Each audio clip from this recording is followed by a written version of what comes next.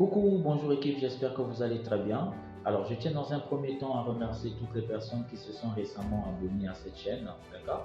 Et n'hésitez surtout pas de vous abonner, hein, si c'est pour votre première fois de suivre ces vidéos, n'hésitez pas de vous abonner. Ici, on parle des centres d'appel. On parle de tout ce qui est centre d'appel, comment décrocher son premier contrat dans le métier des centres d'appel, comment se tenir pendant des entretiens téléphoniques et physiques. On évoque plusieurs points ici concernant les centres d'appel. Et je me ferai toujours le plaisir de partager quotidiennement des vidéos qui parlent des centres d'appel. D'accord? Alors aujourd'hui, j'ai décidé de parler d'un point très important parce qu'il y a beaucoup de personnes qui postulent dans les centres d'appel sans vraiment comprendre c'est quoi un centre d'appel. Ils ne se posent jamais la question pour savoir mais c'est quoi un centre d'appel. Je vais postuler dans un centre d'appel et naturellement, si vous postulez, on va vous appeler en entretien. Et lorsqu'on vous appelle en entretien, le recruteur s'attend à une personne qui a quelques notions de base concernant les centres d'appel. Mais en général, les personnes qui postulent ne savent pas qu'est-ce qui les attend réellement et ils viennent comme ça. C'est la raison pour laquelle beaucoup échouent à ces entretiens-là. Et certains se posent la question, mais c'est quoi? Je ne parle pas bien français, je ne m'exprime pas bien. Est-ce que c'est parce que le recruteur ne m'aime pas? Est-ce que j'ai un problème avec lui? Non, rien du tout. Vous n'avez pas de problème avec le recruteur. D'accord? Le recruteur, il est là pour faire son travail et vous, vous êtes là pour démontrer au recruteur qu'il peut compter sur vous. En général, beaucoup de personnes échouent en entretien dans le métier des centres d'appel parce qu'ils ne savent pas c'est quoi un centre d'appel. Et donc aujourd'hui, j'ai décidé de faire cette vidéo pour vous donner un aperçu de quoi il s'agit réellement. D'accord? Donc nous allons rentrer dans le vif du sujet. Alors je vous demanderai de suivre cette vidéo jusqu'à la fin parce qu'elle vous aidera à mieux comprendre les centres d'appel. D'accord? Alors ce que vous devez comprendre à la base, c'est qu'un centre d'appel, c'est une plateforme téléphonique, d'accord? Où l'on trouve deux principales activités. Donc, vous avez l'émission d'appel et la réception d'appel. Ce sont les deux activités disponibles dans les centres d'appel. D'accord? Alors, déjà, ce qu'il faut comprendre, c'est qu'il y a une très grande différence entre un centre d'appel et un centre de contact. D'accord? La prochaine vidéo, je parlerai de centre de contact, mais aujourd'hui, je veux me spécifier sur les centres d'appel. Donc, je me répète, un centre d'appel, c'est une plateforme téléphonique où on trouve en général deux activités. Vous avez l'activité de l'émission d'appel et l'activité de la réception d'appel. D'accord? Alors, c'est quoi l'émission d'appel? L'émission d'appel, c'est une opération qui consiste tout simplement à émettre des appels. C'est lorsque l'agent appelle le client pour lui proposer un bien ou un service. D'accord? Et notamment, les personnes qui travaillent en émission d'appel sont appelées des télévendeurs. Des télévendeurs ou des télémarketeurs. Vous avez d'autres termes comme téléprospecteurs aussi.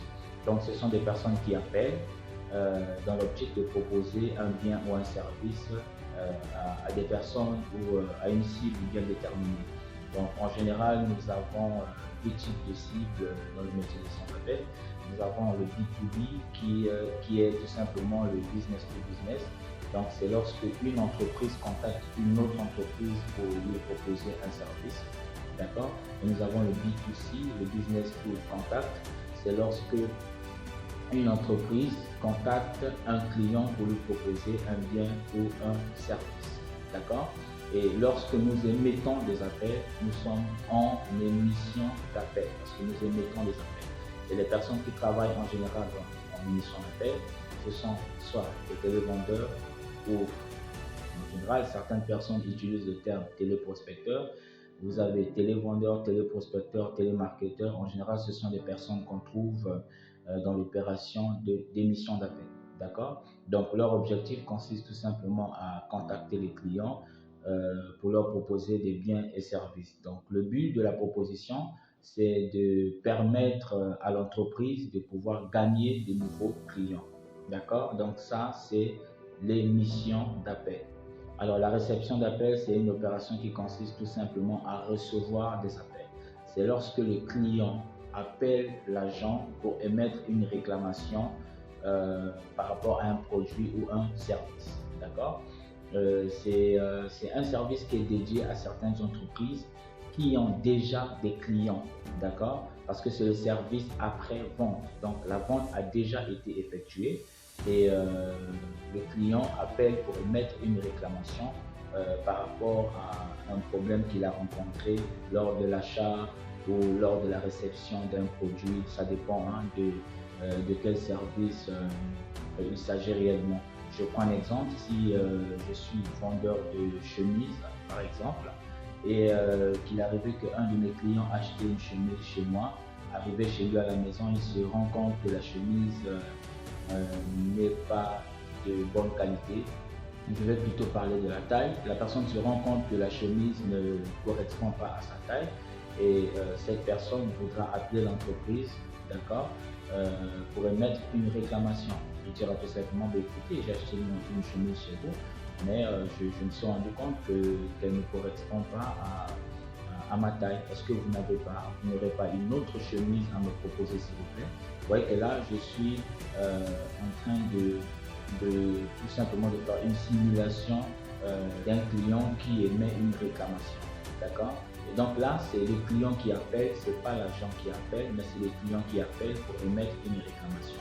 Alors, lorsque le client appelle, là, nous sommes en réception d'appel parce que nous recevons des appels de la part des clients. D'accord? Et les personnes qui travaillent dans la réception d'appel, ce sont des téléconseillers. Ce sont des personnes qui sont formées pour orienter, fidéliser les clients, les déjà clients d'une entreprise. Donc, ce sont des personnes qui sont formées pour travailler en réception d'appel dans le service de réclamation ou dans le service après-vente.